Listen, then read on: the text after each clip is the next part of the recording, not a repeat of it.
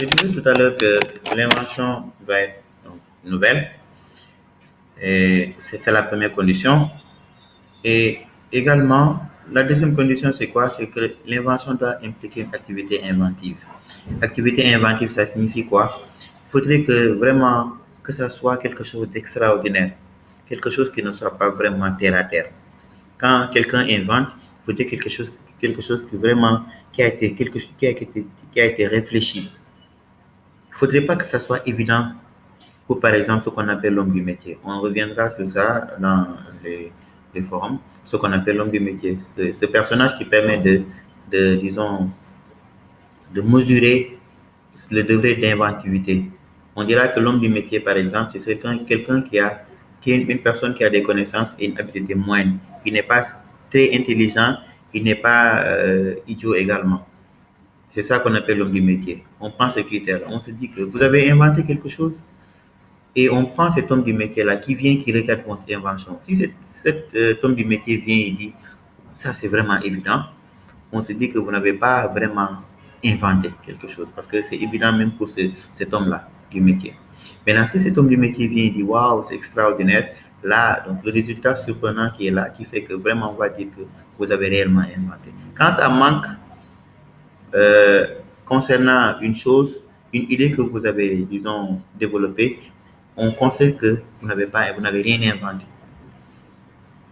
Et l'autre condition, c'est quoi? C'est que euh, également, l'invention doit être susceptible d'application industrielle. Ça signifie que il faudrait que ce que vous avez inventé puisse être utilisé, puisse servir à quelque chose, puisse être utile. Il ne faut pas inventer quelque chose. Par exemple, il y a des gens qui disent que la machine a remonté le temps. À quoi ça sert? C'est pas utile.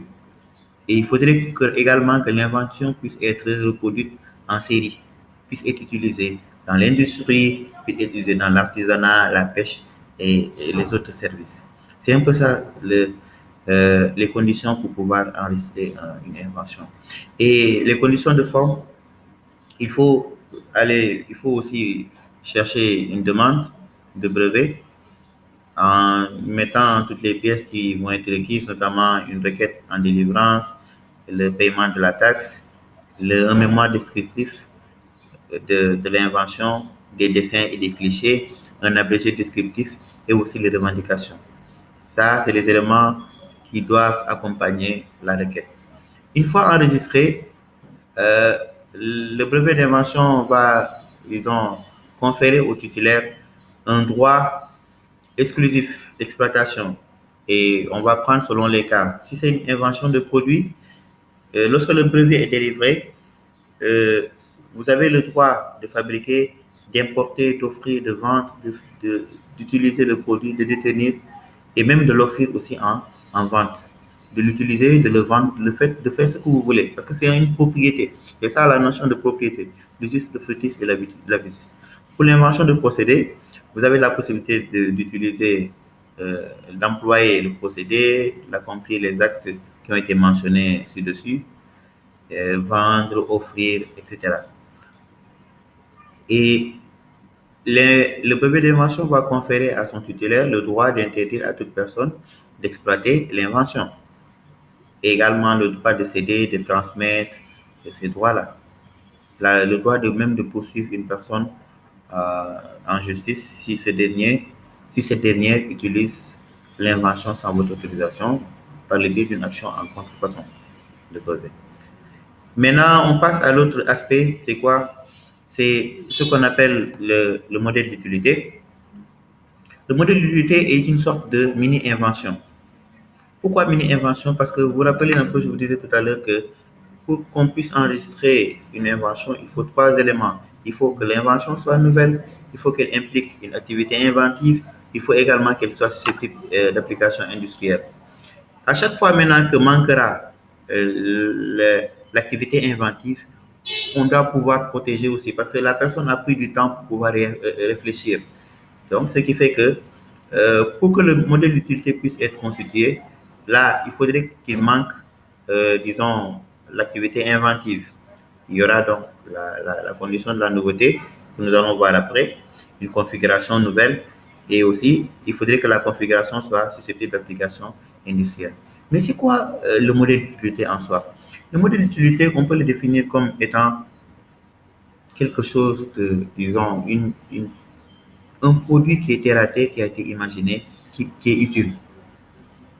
Et généralement, on considère que le modèle d'utilité est une sorte de d'extension de la main de l'homme. Extension, c'est une sorte de prothèse qui permet à la main de l'homme de réaliser ce qu'elle n'aurait pas pu faire, disons, naturellement. Si vous, par exemple, si on prend le cas de, disons, de l'agriculture, si vous voulez cultiver votre champ, vous n'allez pas prendre votre main. Parce que si vous prenez votre main, vous allez vous blesser.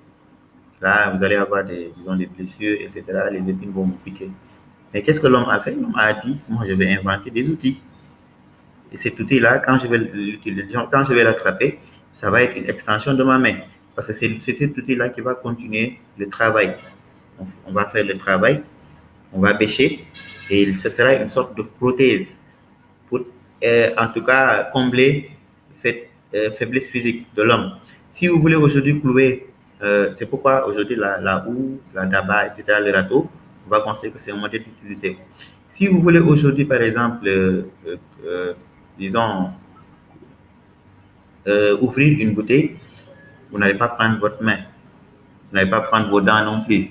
Il y a peut-être certains qui vont le faire. Vous allez prendre un objet qu'on appelle un ouvre-bouteille qui constitue également l'extension de la main de l'homme. C'est cette ouvre-bouteille-là qui va permettre d'ouvrir parce que vous allez utiliser votre main et ça va être une extension, une sorte d'extension qui vous permet de pouvoir réaliser le marteau. C'est un modèle d'utilité. Vous n'allez pas prendre votre main pour pouvoir clouer, disons, percer un, disons, clouer disons, en quelque sorte percer un trou. Vous n'allez pas faire ça. Le coupe-ongle également, c'est un modèle d'utilité. Beaucoup de choses, hein. On va le considérer comme un modèle d'utilité. Le cure-dent, c'est un modèle d'utilité. Grosso modo, c'est ça qu'on appelle le modèle d'utilité. Et tout à l'heure, je vous ai dit que il faudrait, il faudrait les conditions de fond. Les conditions de fond, c'est un peu la configuration doit être nouvelle, un peu la nouveauté qui existe dans le brevet d'invention, mais aussi il faudrait que ça soit susceptible d'application industrielle. C'est les deux là qui sont réunis qui permettent en quelque sorte de protéger le modèle d'utilité. C'est là un peu concernant un peu la configuration nouvelle et c'est la même chose concernant le brevet d'invention. Les conditions de forme, également, il faut faire une demande.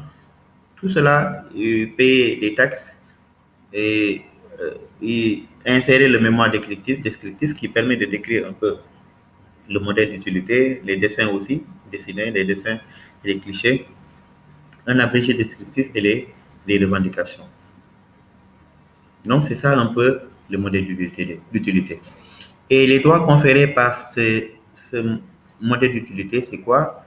C'est presque la même chose aussi. Le droit d'utiliser et le droit aussi d'interdire à tout tiers d'utiliser, de fabriquer le modèle d'utilité. Vous savez ce droit-là parce que vous avez enregistré, vous êtes protégé par la loi.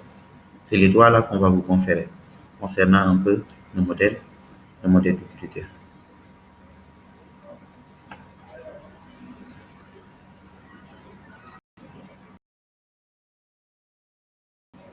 Nous allons revenir sur ça, en tout cas dans le cadre des formes de discussion ou du chat que nous allons faire.